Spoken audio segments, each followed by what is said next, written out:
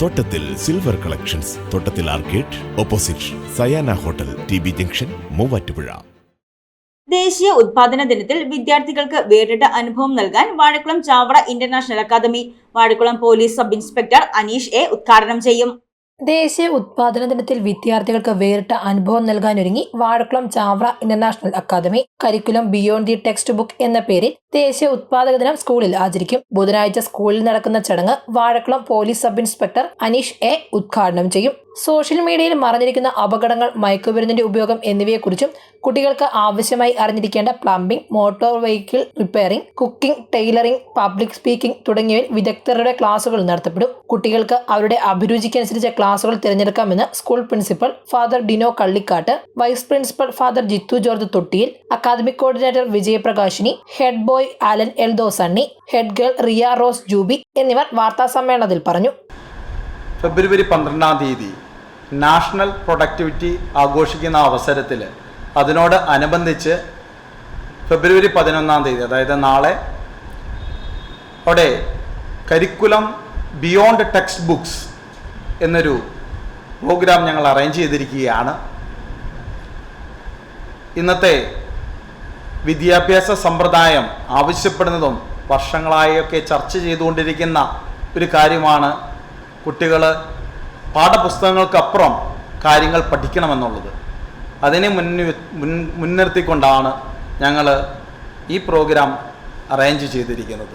പ്രായോഗിക ജീവിതത്തിൽ എങ്ങനെ പെരുമാറണം, ഒരു സാഹചര്യം വന്നാൽ അതിനെ എങ്ങനെ നേരിടണം എന്നുള്ള അടിസ്ഥാനപരമായി അറിഞ്ഞിരിക്കേണ്ട കാര്യങ്ങളെക്കുറിച്ച് അവബോധമില്ല.